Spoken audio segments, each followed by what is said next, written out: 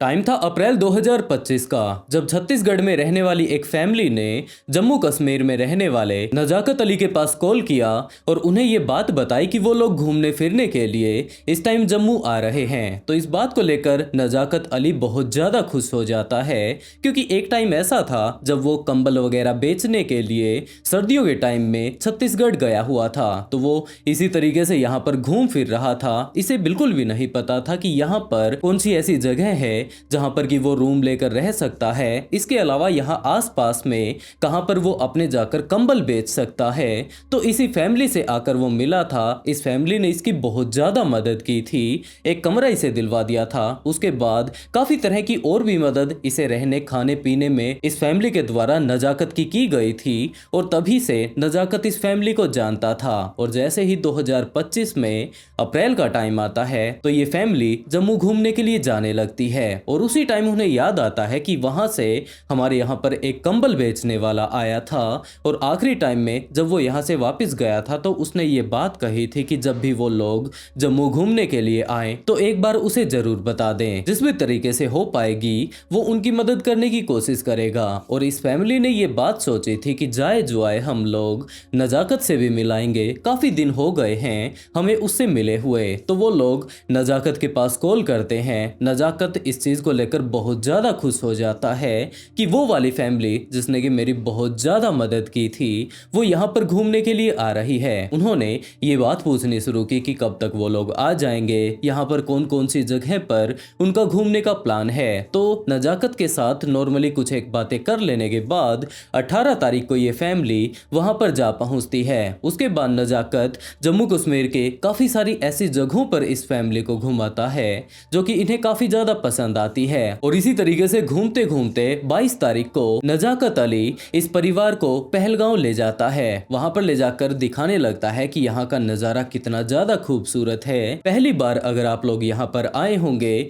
तो जरूर आपके दिल से यही बात निकलेगी कि ये तो बिल्कुल जन्नत है। यही सारी की सारी नॉर्मली वो लोग वहां पर खड़े होकर बातें कर रहे थे।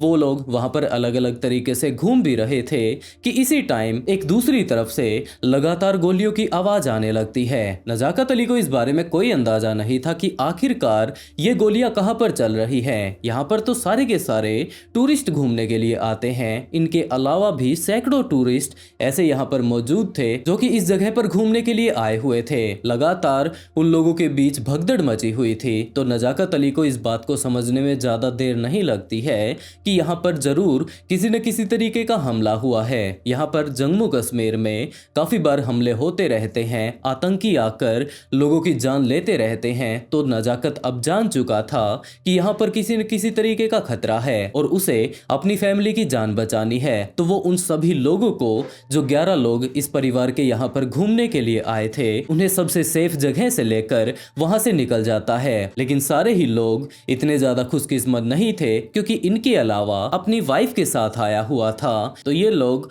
घूमने फिरने के लिए यहाँ पर पहलगांव में आ पहुंचते हैं। और यहाँ पर आने के बाद जब यहाँ का वो लोग नज़ारा ले रहे थे तो इसी टाइम ये बात कहती है कि उसे थोड़ी थोड़ी भूख लगी हुई है और यहीं पर साइड में ही एक मैगी का स्टॉल भी है। तो क्यों न वो लोग वहां पर चलकर मैगी खाएं। वो वहां पर जाकर 2 मैगी का ऑर्डर दे देता है। एक मैगी बनकर आ चुकी थी जिसे कि उठाकर पत्नी को दे दिया। और इस टाइम वो अपनी मैगी की वेट कर रहा था कि इसी टाइम एक फौजियों जैसे कपड़े पहने हुआ व्यक्ति उनके पास आता है। पूछने लगता है कि क्या आप मुसलमान हैं। इस बात को सुनकर तो थोड़ा अजीब लगता है कि शायद ये फौजी रहा होगा, लेकिन आखिरकार ये इस तरीके की बातें मुझसे क्यों कर रहा है। तो वो उसकी बातों को इग्नोर करने की कोशिश करता है। दूसरी तरफ पूरा का पूरा ध्यान वो अपनी मैगी के ऊपर लगाने लगता है और देखने लगता है कि इसकी पत्नी आराम से मैगी खा रही है ना, इसे किसी चीज की अगर जरूरत होगी तो वो यहाँ से खरीद लेगा। और इसी टाइम जब वो दूसरा बंदा यहाँ पर आया हुआ था अपने साथ गन लेकर, फौजियों जैसे कपड़े पहनकर, उसने पूछा कि भाई अगर तुम मेरी बातों का अगर जवाब नहीं देना चाहते तो कम से कम कुरान की 1-2 आयतें ही सुना दो। दोबारा से उसे इग्नोर करने की कोशिश करता है और कहने लगता है कि आखिरकार आप मुझसे चाहते क्या हैं, आप किस तरीके की बातें कर रहे हैं और इन सब से आखिरकार हो क्या जाएगा। तो आखिर में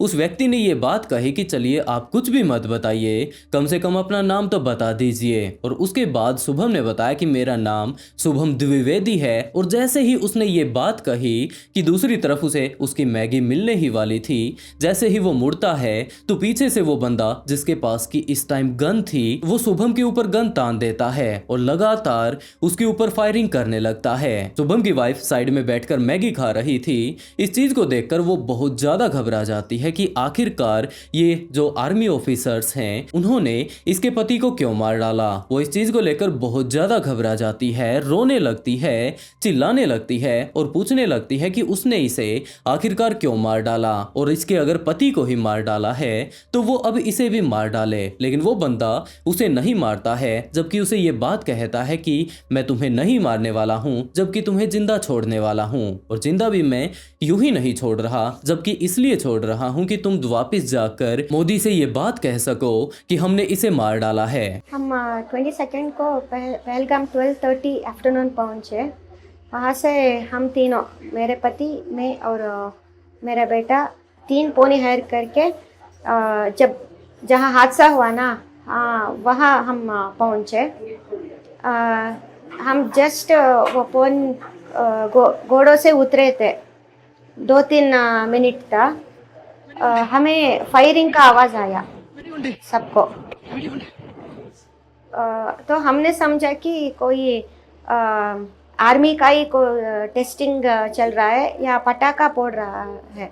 तो हम सब लोग ने उसको इग्नोर किया और 2-3 मिनट के बाद फिर से ऐसे ही फायरिंग की आवाज़ आई। तब भी हमने ऐसे ही समझा और इग्नोर किया। उसी समय हम कुछ स्नैक्स खाने के लिए वहाँ परचेस करने के लिए मैं और मेरे पति उस स्नैक्स के दुकान के पास गए थे। तब मेरे पति ने बोला जाओ बेटे को लाओ, वो कुछ 100 मीटर्स दूर पे बैठा था। मैंने उसे लेकर आने को गई। तब मैंने देखा कि और कुछ लोग भाग रहे हैं और फायरिंग होने लगा। तब मैं और मेरे बच्चे मेरे पति के पास आ रहे थे तो मुड़कर देखी, उनके तो शॉट डेड हो गए। ये बात सुनकर उसकी पत्नी वहीं पर गिर जाती है और बड़े ही बुरे तरीके से रोने लगती है। वहां पर आसपास में जितने भी और लोग मौजूद थे उनसे मदद मांगने लगती है कि जल्द से जल्द इसके पति को हॉस्पिटल पहुंचाया जाए, हो सकता है इसकी जान बच जाए। और उसके बाद जिस बंदे ने इसके ऊपर गोलियां चलाई थी वो आगे की तरफ बढ़ जाता है, लेकिन ये यहाँ पर अकेला नहीं आया था, जबकि इसके अलावा 4 लोग और भी मौजूद थे और वो जाकर अलग अलग जगहों पर और लोगों से ये बात पूछ रहे थे कि हाँ भाई तुम्हारा नाम क्या है, अगर तुम नाम नहीं बताना चाहते तो कम से कम कुरान की कुछ एक आयतें ही सुना दो। लगातार यहाँ पर आसपास में जितने भी लोग थे उनसे ये बात पूछकर कि वो किस धर्म से रिलेट करते हैं, लगातार उन्हें गोलियां मारी जा रही थी। और जिस तरीके से कि नजाकत अली ने उस फैमिली को बचा लिया था एक अच्छी सी जगह से जहां पर कि उन्हें गोलियां नहीं लग सकती थी,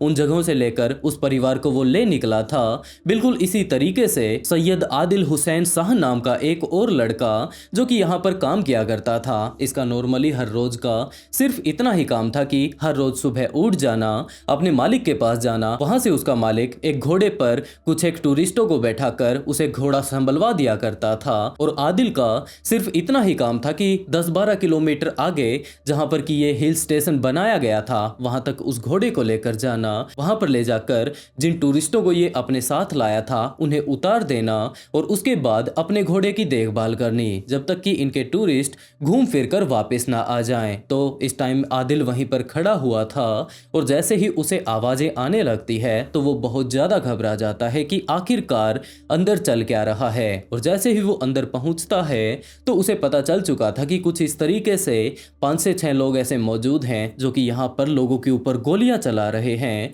और उनसे पूछ रहे हैं कि उनका धर्म क्या है। जो लोग कुरान की आयतें सुना देते हैं या फिर वो लोग किसी भी तरीके से ये बात प्रूव कर देते हैं कि वो लोग मुस्लिम हैं, तो ये लोग उन्हें छोड़ देते हैं और ये सीधा का सीधा उनके पास जा पहुंचता है, उनसे जाकर रिक्वेस्ट करने लगता है कि आप लोग ऐसा बिल्कुल भी मत कीजिए, प्लीज इन्हें जिंदा वापस यहाँ से जाने दीजिए, आप लोग इनकी जान मत लीजिए।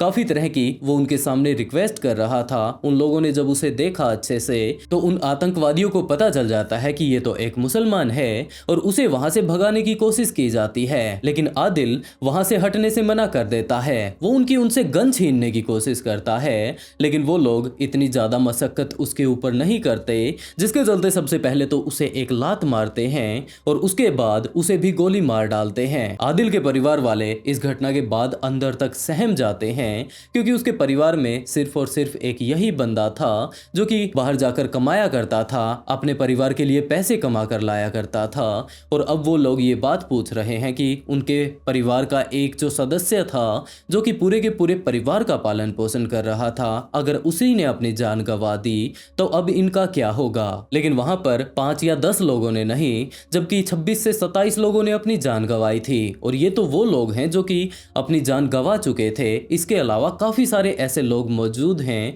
जो कि काफी ज्यादा बुरे तरीके से घायल हो चुके थे, और उन्हीं में से एक थी महाराष्ट्र की फैमिली। महाराष्ट्र के पुणे से एक फैमिली यहाँ पर घूमने के लिए आई थी, जिसमें कि 5 लोग मौजूद थे। और जैसे ही उन्हें पता चलता है कि यहाँ पर लगातार गोलियां चल रही हैं, वो बंदा सामने खड़ा होकर उसे मार रहा है। वो बार बार ये बात पूछ रहा है कि उसका नाम क्या है, उसका धर्म क्या है, काफी तरह के और भी कुरान की आयतें वो उससे पूछ रहा है। तो ये परिवार घबरा जाता है और यहाँ पर लगे हुए एक साइड में छिपे हुए तंबू में जाकर वो परिवार घुस जाता है। लेकिन इन 5 आतंकवादियों में से एक आतंकवादी उन्हें देख लेता है और उसके बाद वो वहीं पर जा पहुंचता है। और वहां पर जाने के बाद उस परिवार का जो बूढ़ा व्यक्ति था, करीबन 55 से 60 साल का उसकी उम्र रही होगी, उसे ये बात कहता है कि चचा बाहर निकल आए। वो बंदा जैसे ही बाहर निकल कर आता है तो उससे पूछने लगते हैं कि आपका नाम क्या है। वो बूढ़ा व्यक्ति जब ये चीज देखता है कि उसके सामने ही काफी सारे लोगों को बहुत ही भयानक तरीके से मार दिया गया है, तो वो काफी इस टाइम घबरा चुका था, उसे कुछ भी समझ नहीं आ रहा था। तो उस आतंकवादी ने ये बात कही कि आप अगर अपना नाम नहीं बताना चाहते तो कम से कम कुरान की 1-2 आयतें ही सुना दें। तो वो बंदा मना कर देता है कि मुझे नहीं पता और मेरा नाम संतोष जागदाले है। और सिर्फ इतना ही कहने की जरूरत थी कि उसके ऊपर लगातार गोलियां बरसनी शुरू हो जाती हैं। सबसे पहली गोली उसके सिर पर लगती है। सिर पर गोली लगने के कारण उसका पूरा का पूरा बैलेंस बिगड़ चुका था। घूमकर जैसे ही वो नीचे गिरने लगता है तो दूसरी गोली उसकी कमर पर चलाई जाती है और कुछ ही देर बाद ये बंदा अपनी जान गंवा देता है। लेकिन इस तंबू में छिपा हुआ दूसरा लड़का बाहर निकल कर आता है।